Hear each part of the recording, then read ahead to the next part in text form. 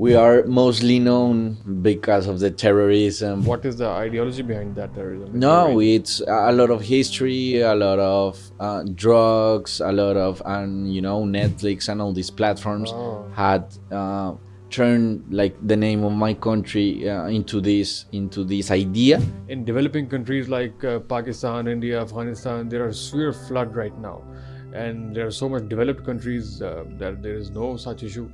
Uh, can you find any correlation, or is there any responsible? Is there any human responsibility there, or we can just call it natural disaster? Oh no, definitely there's a human responsibility. Developed countries that have called themselves developed countries and that have produced a lot of damage in the climate specifically, and that we all are suffering those consequences. So today we have Nicolas from Colombia. Welcome on the podcast, bro. Thank you, Fozan, for having me here, and it's a pleasure to be part of the peace building and leadership global peace chain certification in London. Thank you so much. Please tell our audience that you are from Colombia and how's Colombia and everything. Yeah, I'm from Colombia. Colombia is a South American country. Okay. We are mostly known because of the terrorism, Pablo Really? Escobar, all these names that doesn't represent what my What country kind of is. terrorism? What is the ideology behind that terrorism? If No, you're right? it's a lot of history, a lot of drugs, a lot of, and Netflix and all these platforms Oh, had turned like the name of my country into this idea. But now the people that had the possibility to know Colombia, to travel to Colombia, they know that Colombia is way more than that. It's a country, a very happy country, a country that has a lot to offer. Yeah, with a tourism that is fantastic. There you have all kind of weathers. For example, you could, if you like a cold weather, you can go to the center of the country. If you like more of a hot weather, you go to the Caribbean.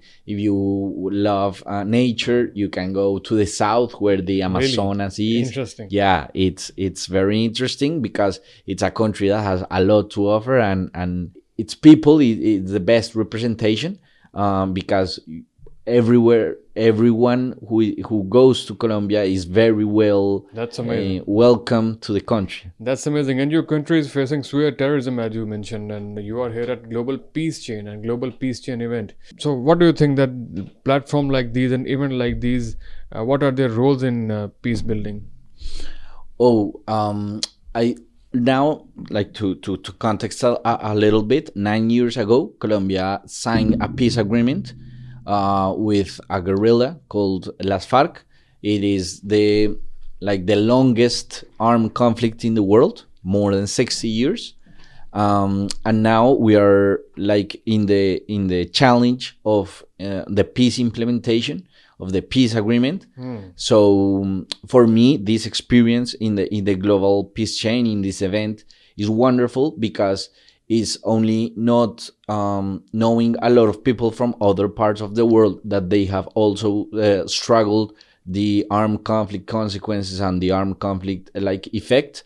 So in many spaces in today's session, for example, I only not learn a lot about other cases in the world, but I now have a lot of tools that I know that my country could use in the peace agreement implementation, in everything that That's great. That's great. that it's now And happening to like be part of that agreement also. so, brother, off the record, you mentioned and you tell us that you're working in the NGO, which is working for the climate and environment.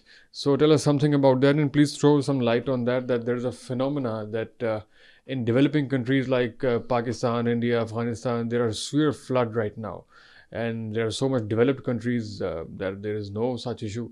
Uh, can you find any correlation, or is there any responsible? Is there any human responsibility there, or we can just call it natural disaster? Oh no, definitely there's a human responsibility, and I'm working in an NGO called ClimaLab. We work with the climate change phenomenon that we are now suffering, and as I was saying previously, with peace. And in our country, for example, there is a premise that you can have peace without a climate and a territory, a country that is protected, that is the land, the idea of a territory that is protected in many ways. So yeah, definitely the climate is a very big problem, the climate change.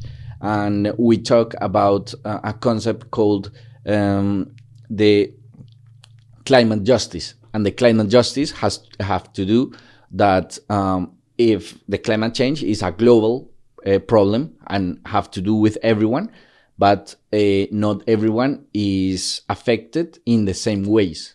So, for example, countries that are called developed in some ways are the responsibles of the climate change. The way they consume, the way they produce, the way they exploit the soil. Exactly. They have produced, and they themselves are not facing the consequences. No, we are facing that. Of course, in the south, the southern regions, the southern countries are the ones who are mostly affected by those consequences of what have produced the developed countries that have called themselves developed countries, and that have produced a lot of damage in the climate specifically, and that we all are suffering those consequences. Yeah, thank you so much, bro. Thank you so much. Anything you want to mention, or any last message for, especially for the youth or Gen Z?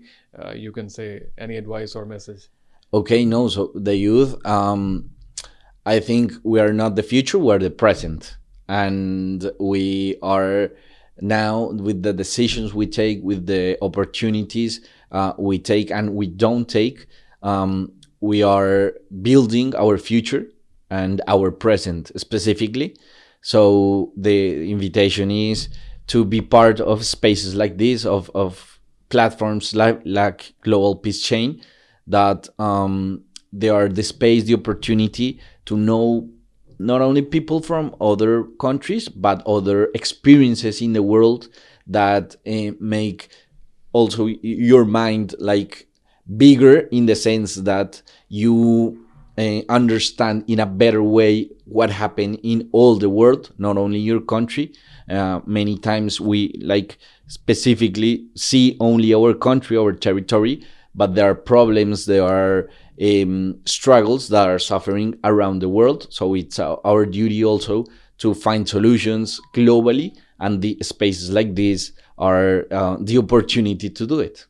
Thank you so much, bro. Thank you so Thank much. you. All the best. Thank you.